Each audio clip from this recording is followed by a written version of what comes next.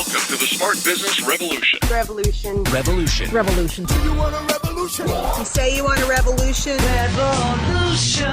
The revolution. It's going on right now. Welcome to The Revolution, the Smart Business Revolution podcast, where we ask today's most successful entrepreneurs to share the tools and strategies they use to build relationships and connections to grow their revenue. Now, your host for The Revolution, John Corcoran.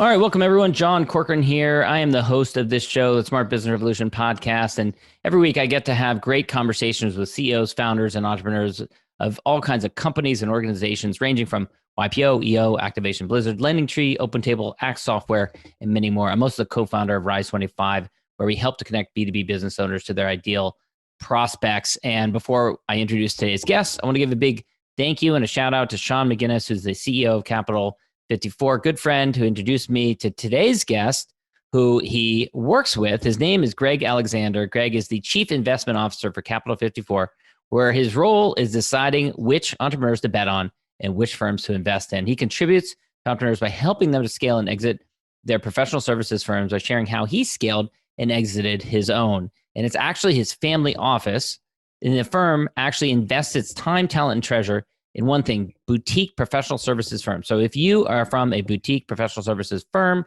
that you're looking to scale, this is going to be a really helpful conversation for you.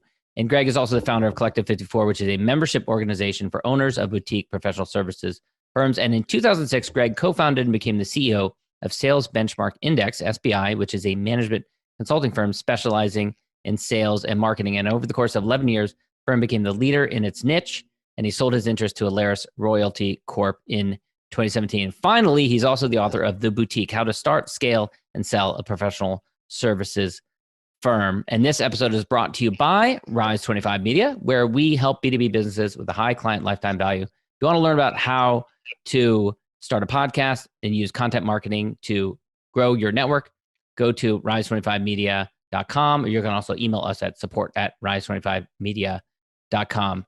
All right, Greg, such a pleasure to talk to you. You know, Sean raved about you for so long and said such great things about you. So it's such a pleasure to have a conversation with you. And I want to ask you, since you started a management consulting firm focused on sales, I imagine you probably have a thing or two to say about sales. But I wonder, are you one of these people who maybe perhaps like myself? I don't think I was a born salesperson. I wasn't 4 years old selling sticks of gum to my classmates, but maybe you were. Were you the kind of kid who was out there, newspaper route and going around hustling and selling things from long as you can remember? Or was that something that came around later? No, I wasn't one of those guys. When I was a kid, when somebody would say to me, "What do you want to be when you grow up?" I gave them two answers. The first was a gangster, and the second was a starting quarterback for the Dallas Cowboys. And when I realized that if you're a gangster, you wind up dead or in jail, I ruled that one out. And then I stopped growing at 5'9", so I ruled the second one out. So what was I left to do? The only thing I could do at that point to earn a living was figure out how to sell something. And is there some point that you realize you had a knack for it? I was very, very lucky. I got hired off the college campus to a technology company called EMC. And EMC became a brand name, but back then no one knew who it was. And it was led by one of the greatest sales leaders I've ever seen in my life. It was a guy by the name of Harry Dixon. And Harry built this culture that allowed him and the company to take recent college graduates into their system and teach them what it meant to be a professional salesperson. And I went through that program, gravitated towards it greatly. I was highly motivated because it was a complete meritocracy. There were no promotions given to people for seniority. You could rise up the ranks and, become a player quickly. So I just gravitated to that, and got lucky, went to work for the right company. And, at that young age, got the proper training. What do you think they saw in you, which was the reason that they hired you in the first place? It's a great question. They had a very specific hiring profile. And here's what it was. The first thing is you had to show them how much debt you were in. Credit card debt, auto debt, student loan debt, et cetera. And they wanted people buried in debt because they thought they would be motivated. That was number one. Number two, they only hired ex-athletes, which today might be politically incorrect, but back then in the early 90s, it was acceptable. I've actually heard, I don't know if it's anti-PC or what, but I've heard a lot of people say that's a great profile to hire. Yeah, they wanted people who like to win and wanted to compete. And in the third one, which is probably the most interesting, and I'm embarrassed to say that I fully qualified, is they only hired C students. And their thinking is that A students were too smart and they were going to have all the answers, and they wanted to train us their way. And B students were the people who wanted to be A students but weren't smart enough, so they ruled them out. And they figured the C students were, the guys that were the presidents of the fraternity or whatever, and therefore they would make great salespeople. So if you had those three criteria, you got a job, because, when you come out of college, you have no resume, you have no skills. And as luck would have it, I fit all three criteria. Yeah, not exactly something you'd put at the top of your resume. C student, right? Loads of debt. Yeah, that's funny. And what were you selling? Back then, we made a data storage device, and this was pre-internet, pre-mobile phone, pre-email. But large corporations had these things called mainframe computers, and they had to store data reliably. So think of like, an airline reservation system and the sensitivity of that information. So that's what EMC made. And then, of course, I joined in 1993, and then the internet hit in 96, 97, and the amount of data that was being created, therefore needing to be stored, exploded. And EMC rode that wave. They had a fantastic product, and they had a very capable sales force, and we went out there and became the dominant provider in that space. Was it hard for you, it sounds like you're in your mid-20s at the time, to sell such a advanced, forward-looking, sophisticated, complex product? It really wasn't, because they turned the selling motion there into a system. And everything was very well thought out. It was a methodology. It was step by step. You knew that if you were in step 2, you were supposed to perform these 3 activities, and there were job aids to help you perform those activities. And it wasn't uncommon. I'm speaking to you from Dallas, Texas. I moved here from Boston, Massachusetts in 1994 with EMC. And one of the accounts I was signed was EDS, which was Ross Perot's company, which is now part of Hewlett Packard. And I would walk into a senior executive's office at 25 years old. Sitting across the table from me was a guy in his mid-50s who controlled the $1 billion budget. And I was selling them complicated, technology systems. Now, they provided us a lot of support. So we had system engineers and professional services people that oftentimes attended the sales calls with us. But they didn't care. Their approach was age didn't matter. What mattered was ability. And what about for you? Why did it not get inside your head that you're sitting across from the table from someone who controls $1 billion budget, and that didn't seem to bother you? And you got a lot of debt on the line too, so you need that commission check. Yeah. And the job was 100% commissions, right? So you either sold something or you didn't, and, life was difficult. That was it, really. I mean, I wouldn't say that I was overconfident. It was survival. I wanted to make sure there were enough steaks in the fridge. So I was fearless in that sense. Me and everybody else, that was in that legendary sales force back then.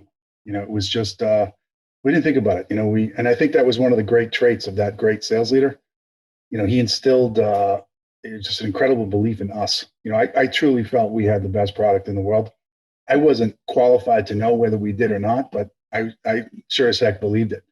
And I think that came through in those sales efforts. Talk a little bit more about the role of mentorship and that it played in the development of your career while you're at EMC. I was very lucky. Again, I had some great mentors at EMC growing up on the sports field and elsewhere.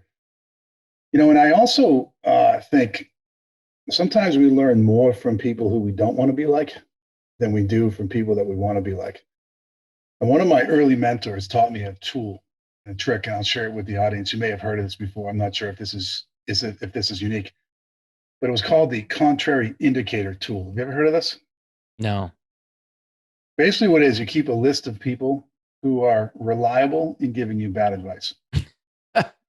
And every time you have a few pop to mind right now. Yeah, right. We all have them, right? Yeah. And every time, you had a critical decision to make, you'd call up those 10 or 15 people on that list and you'd ask them.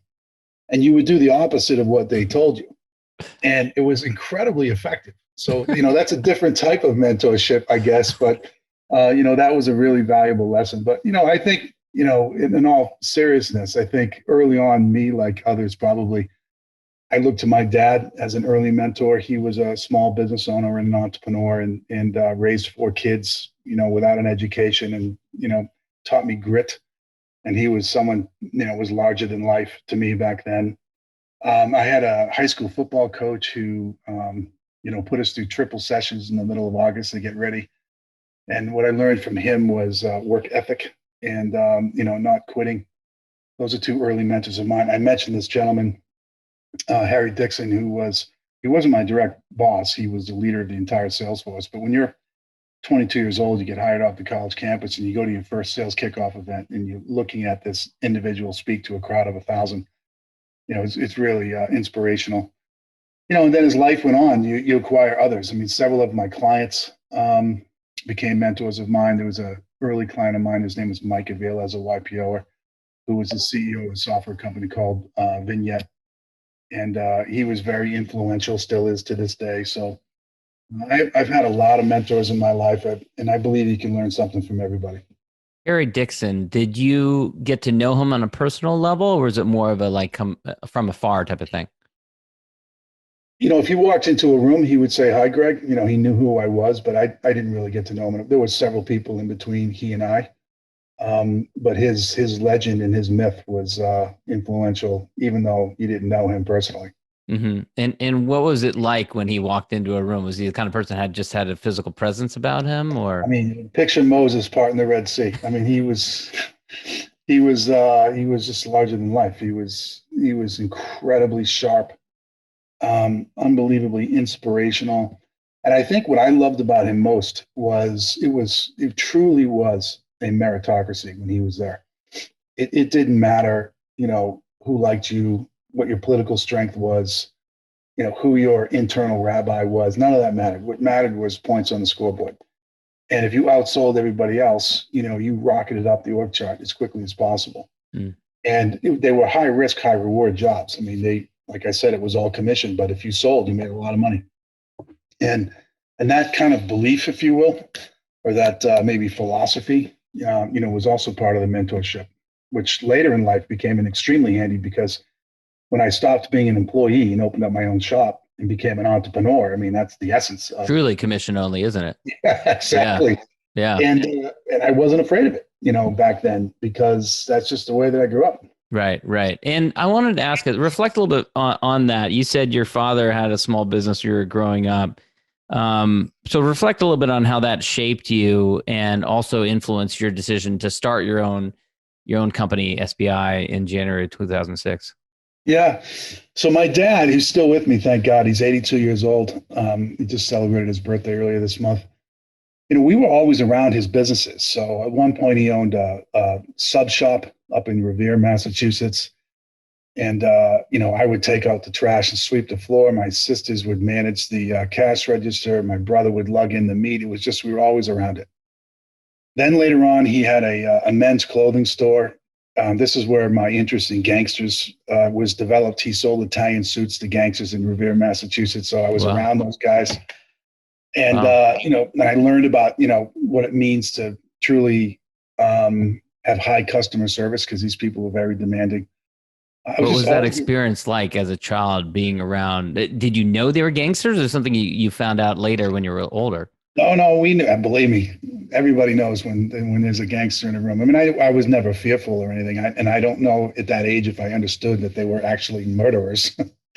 But, they walked in with the flashy suits and pulled up in the Cadillac and tipped everybody. And, they in our world, they were like movie stars. And, and I through that experience, I developed ambition. That stuff impresses a young person. And then, but on the right side of the law, it sounds like. Oh yeah, exactly. Right. So then I would say to my dad, back to mentorship, boy, I want to be a gangster. And he'd say, no, you don't, because there's 2 outcomes. You're either going to get killed or you're going to be in jail. And then, and then we would hear stories of guys that we knew that went to jail or got killed or whatever. And, that will set you straight really quick.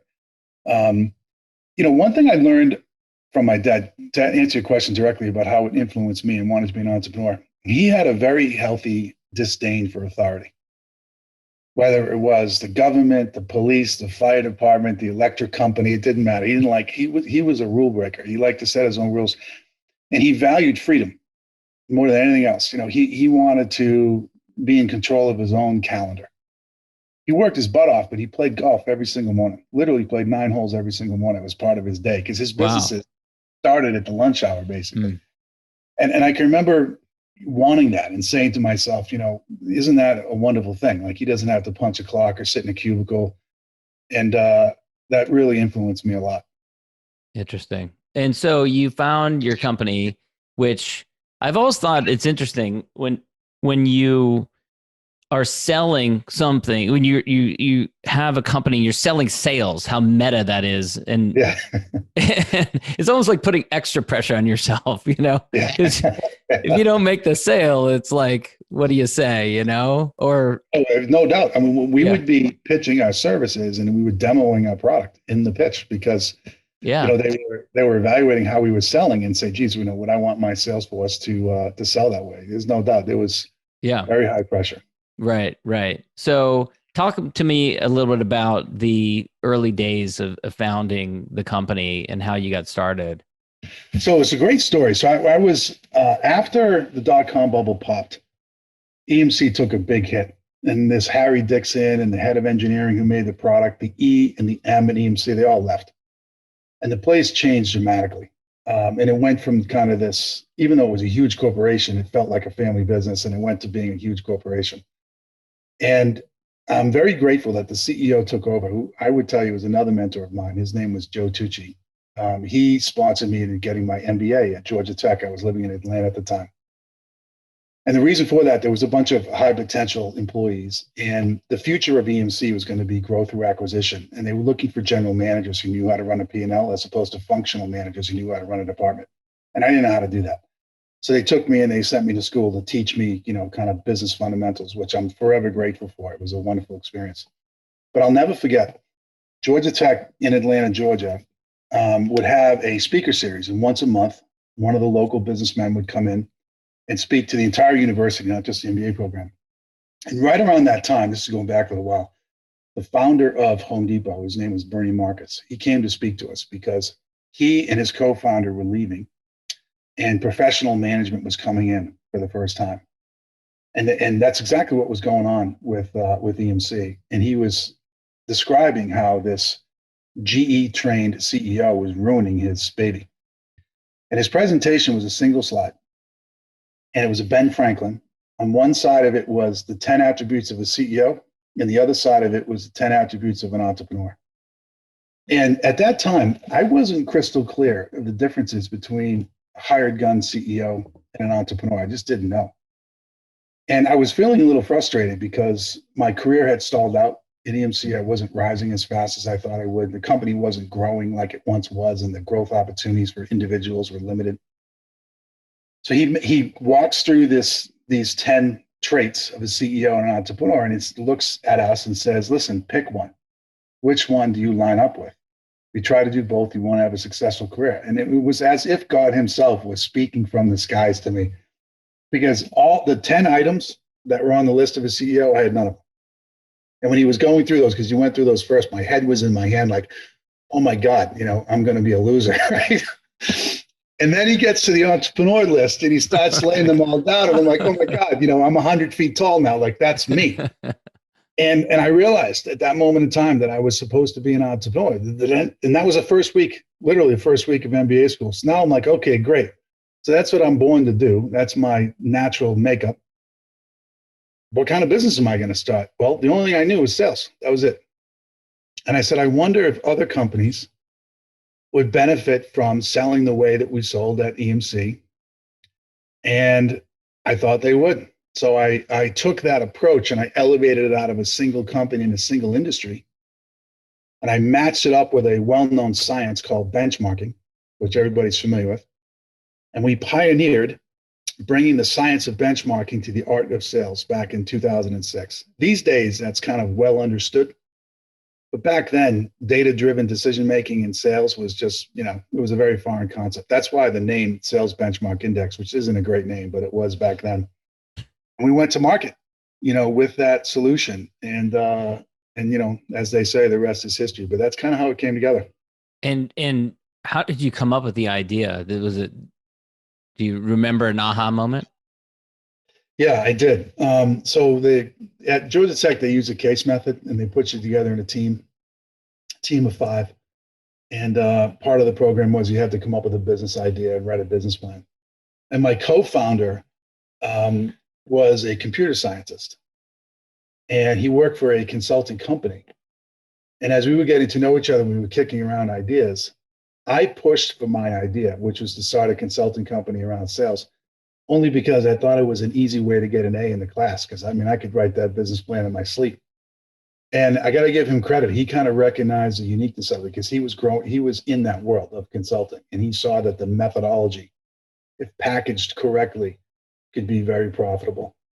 And that's when we kind of had the aha, and we put it together. And then we got a couple of early clients, even while we were in school, and kind of had a side hustle, as they say today, and realized we had something. So at graduation, we said, "What the heck?" and we went for it.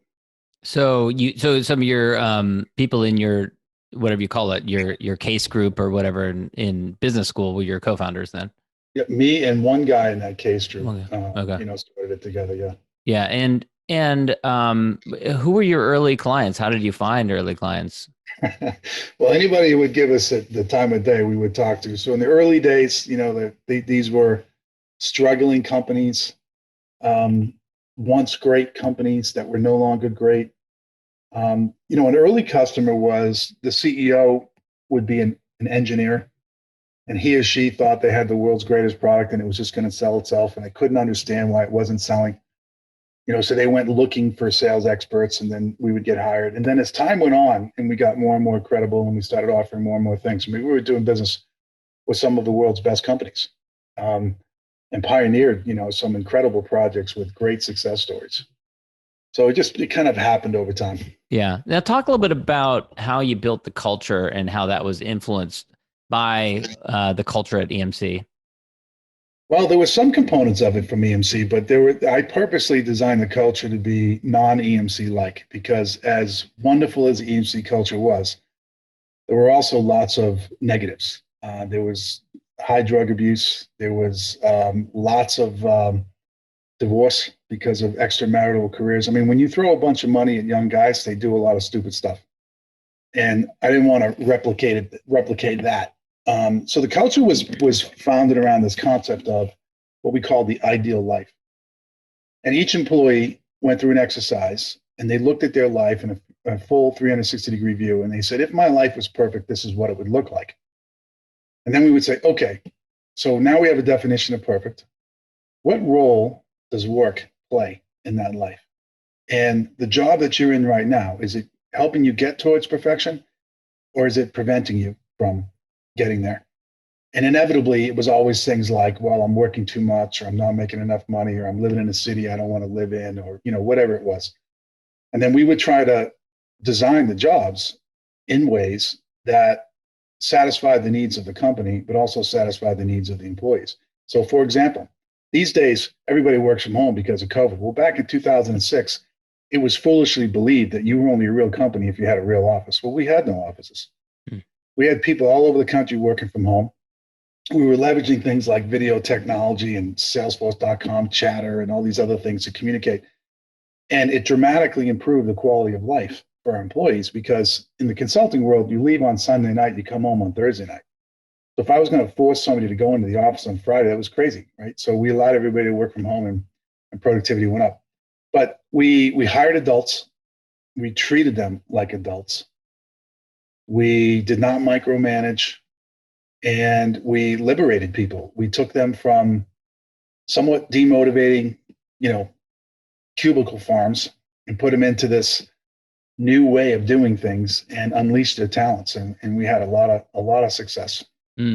Now, you did a whole long interview with John Warlow on his podcast, Built to Sell podcast, which was great, where you deconstructed the whole process of selling. And I know you said a pet peeve of yours is that a lot of entrepreneurs are not forthcoming with how they went through a sale negotiation. So that's part of why you wanted to be transparent about that. First of all, kudos to you to doing that. And I I don't want to go deep into it because people can go listen to that episode. It was great. But I do want to ask, because I love asking about relationships. I know you're active in YPO, and that's one community for you. Did you have, when you went into the sale, did you have mentors or did you have people who helped guide you through that what can be a very difficult process for any founder? I had a great investment banking firm and a great investment banker. His name was Sean Terry. He worked for a company called MHG.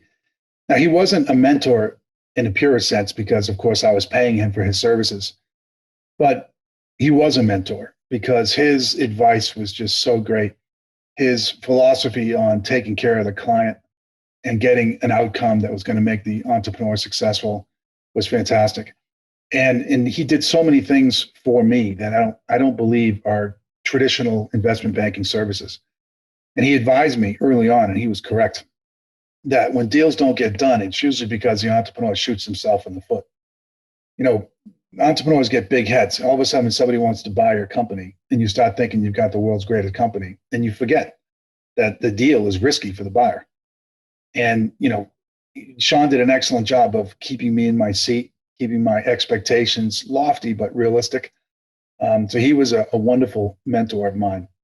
There weren't a lot of other ones. And I will tell you the reason for that is because at that time, and even so today, there's not a lot of transaction activity in the professional services space. And that's one of the things that I hope to fix through Capital 54.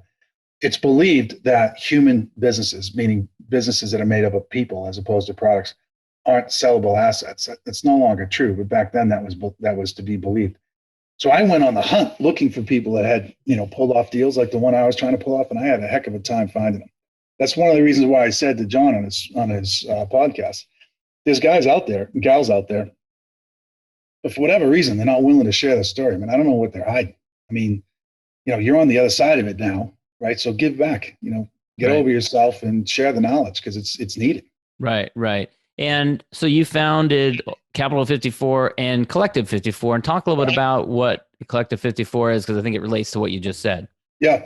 So Collective 54 is a membership organization for owners of boutique professional services firms. The number 54 is the North American Industry Classification Code 54, which is for professional services. So anybody who sells their expertise and delivers their expertise on some version of the billable hour, consultants, IT service providers, designers, lawyers, accountants, etc.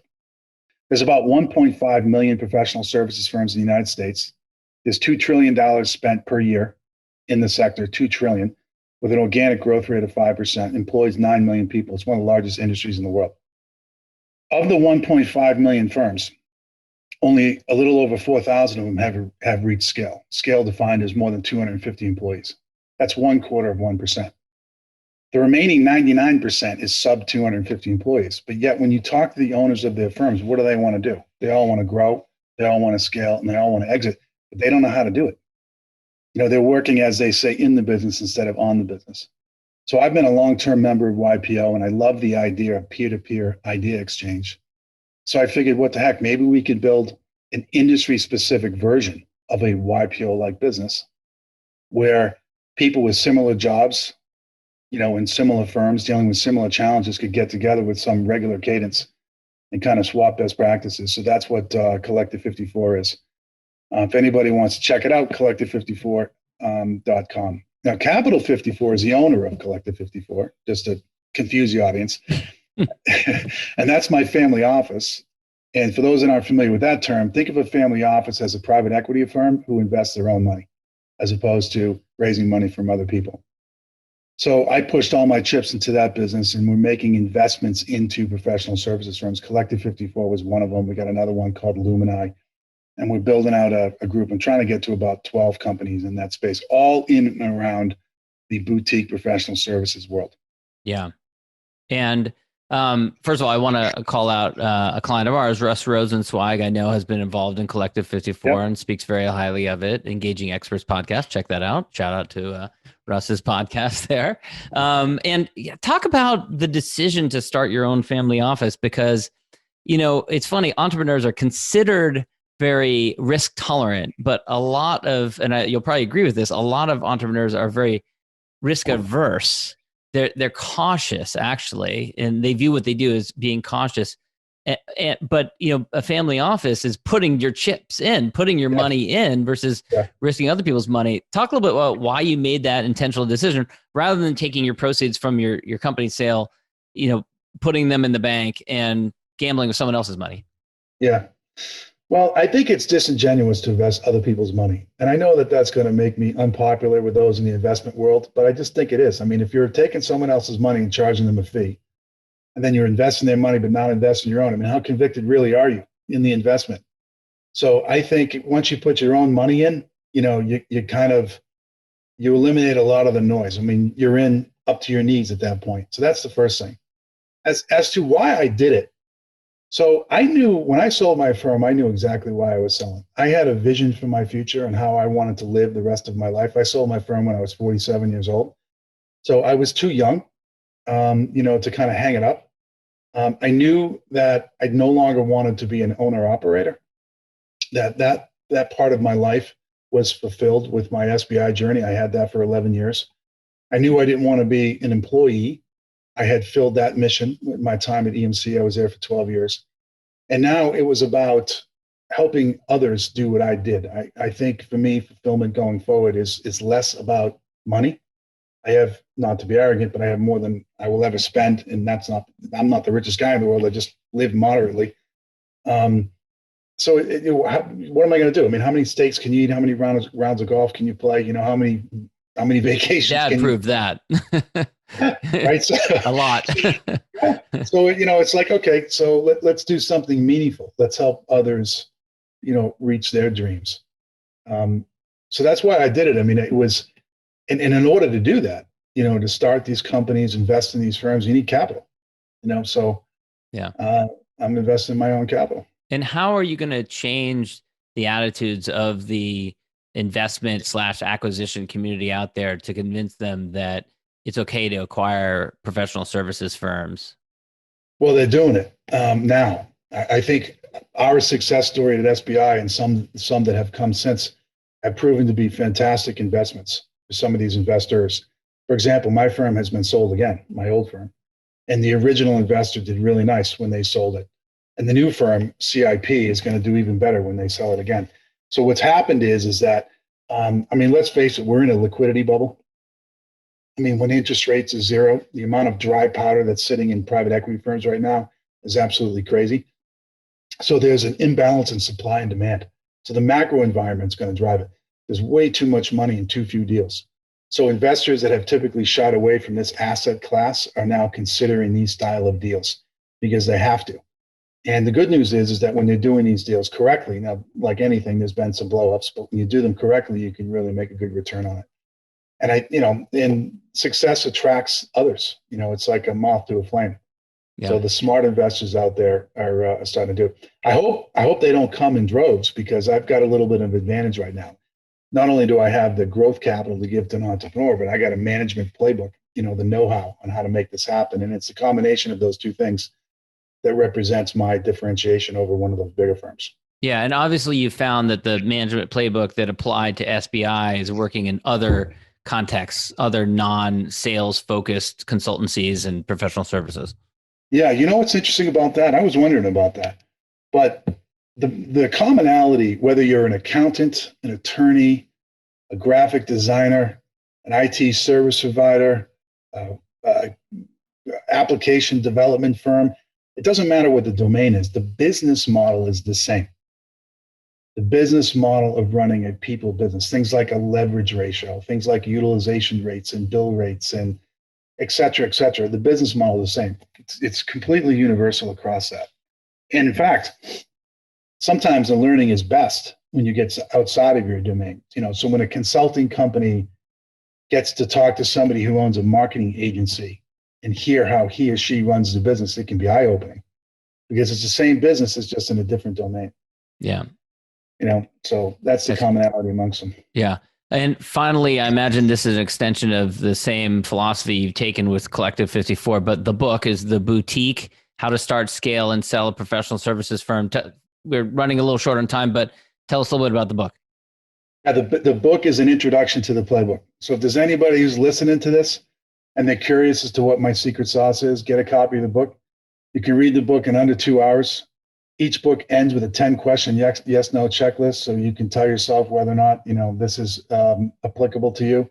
It's a great way to kind of dip your toe in the water and see if something like this would make sense for you. Excellent. Last two questions. Number one, I'm a big fan of gratitude. So as you look at others who are your peers, who are your contemporaries, who are doing things similar to what you are, either what you did a few years ago or what you're doing today, who do you respect? Who do you admire that's doing similar types of things? The one that comes to mind right away is a gentleman you mentioned earlier, John Warlow, with the Built to Sell radio. He's done like 300 interviews now. I was fortunate enough to be one of them, but he's doing the hard work. He's getting guys and gals like me to spill their guts. So in building a body of knowledge that they can learn it. So I really admire what he's doing, and I would drive everybody there. John, I've recently, got familiar with your company, Rise 25, and all of your clients. And through that, you can see others that are doing similar things that John and I are trying to do. I admire them. There's another one called a gentleman who's been a mentor of mine for years. His name is Jeff Smart, and he owns a company called GH Smart. And they were the pioneers of the top grading talent selection process that you might be familiar, A, B, C player. That's another client, actually, top grading. Yes. Yeah. Yeah. He was another great one who I admire in and around this area. Yeah. Yeah. They're great. We actually have their president, Chris Mersau, is participating in a panel I'm moderating in a couple of weeks. So that'll be exciting. Excellent. Looking forward to that. And then the last question, looking back even further in your career path or to your childhood, let's pretend we're at an awards banquet like the Oscars or the Emmys. You're receiving an award for lifetime achievement for everything you've done up until this point. What we all want to know is, in addition to family and friends, of course, who do you thank? Is it the gangsters that came into your dad's shop? Is it, others? Is it, YPO forum mates? Are there mentors? Are there coaches? Are there investors? Who are the people that you would acknowledge in your remarks? The people that I would acknowledge would be authors. I read about a book a week and have for probably 25 years. I read autobiographies and biographies, and I love the stories of successful people. So in many ways, my role models, and I'm a huge believer in those, are people I've never met before, but have told me about their successes and failures in a 200-page book. And there's so many of those, and there's so little time to reference them. But, recent books have come out about Jeff Bezos, Elon Musk. Those are the current ones. Of course, way back in the day, we all read Peter Drucker and Warren Buffett and Bill Gates and all that. And, I would probably point there first. And then I think most importantly, without a question, would be my wife of 25 years, Brooke Alexander. I affectionately refer to her as the fabulous Brooke. And no one does this alone. And it's a hell of a lot easier when you have an incredibly supportive spouse, a spouse who's your number one fan. And Brooke has always been that for me. So if we were doing the Lifetime Achievement Awards and I was to give a nod to a single person, it would be her. Excellent. Greg, this has been wonderful. Capital 54, Collective 54. The book is The Boutique, How to Start, Scale, and Sell a Professional Services Firm. Where else can people go to learn more about you or connect with you, Greg? You can find me on LinkedIn. You can find the book on Amazon. But probably the best place, I would drive everyone to collective54.com and maybe have them, for those that are listening, obviously they like podcasts, and we have our own weekly podcast, and I want to check that out. Yep. Excellent. All right, Greg. Thanks so much. Thanks, John. Thank you for listening to the Smart Business Revolution podcast with John Corcoran. Find out more at smartbusinessrevolution.com. And while you're there, sign up for our email list and join the revolution. Revolution. And be listening for the next episode of the Smart Business Revolution podcast.